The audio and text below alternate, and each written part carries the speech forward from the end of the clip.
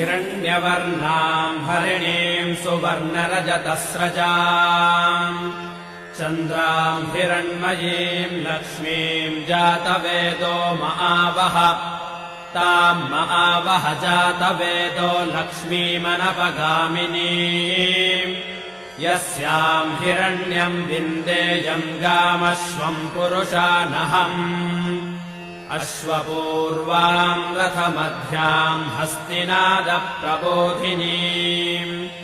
श्रियम् देवीमुपह्वये श्रीर्मा देवीर्जुषताम्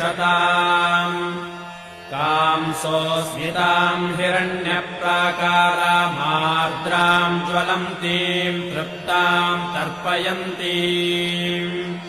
पद्मे स्थिताम् पद्मवर्णाम् तामिहो बह्वये श्रियम्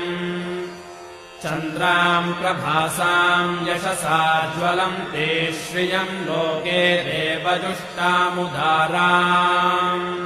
ताम् पद्मिनीमीम् शरणमहम् प्रपद्ये अलक्ष्मीर्मे नश्यताम् त्वाम् वृणे आदित्यवर्णे तपसोऽधिजातो वनस्पतिस्तव वृक्षोऽथ बिल्वः तस्य फलानि तपसानुदन्तु मायान्तरायाश्च बाह्या अलक्ष्मीः उपैतु माम् देवसखः कीर्तिश्च मणिना सह प्रादुर्भूतोऽस्मि राष्ट्रेऽस्मिन् कीर्तिमृद्धिम् ददातु मे क्षुत्पिपासामलाम् ज्येष्ठामलक्ष्मीर्नाशयाम्यहम् अभूतिमसमृद्धिम् च सर्वान्निर्नुद मे गृहात् गन्धद्वाराम् दुराधर्षाम् नित्यपुष्टाम् करीषिणीम् ईश्वरेगुम् सर्वभूतानाम् तामिहो बह्वये श्रियम्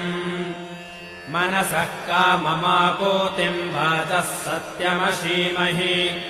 पशूनाम् रूपमन्नस्य मयि श्रीश्रयताम् यशः कर्दमेन प्रजा भूता मयि सम्भव कर्दमाम् श्रियम् वासय मे कुले मातरम् पद्ममालिनीम् आपः सृजन्तः स्निग्धानि चिक्लीतवस मे गृहे निच देवीम् मातरम् श्रियम् वासय मे कुले आर्द्राम् पुष्करिणीम् पुष्टिम् सुवर्णाम् हेममालिनीम् सूर्याम् हिरण्मयीम् लक्ष्मीम् जातवेदो महावह आर्द्राम् यःकरिणीम् यष्टिम् पिङ्गलाम् पद्ममालिनीम्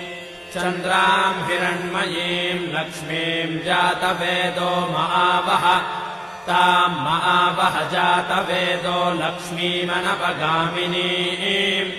यस्याम् हिरण्यम् प्रभूतम् गावो दास्योऽश्वान्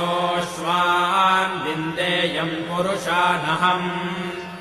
महादेव्यै च विद्महे विष्णुपत्नी च धीमहि तन्नो लक्ष्मीः प्रचोदयात्।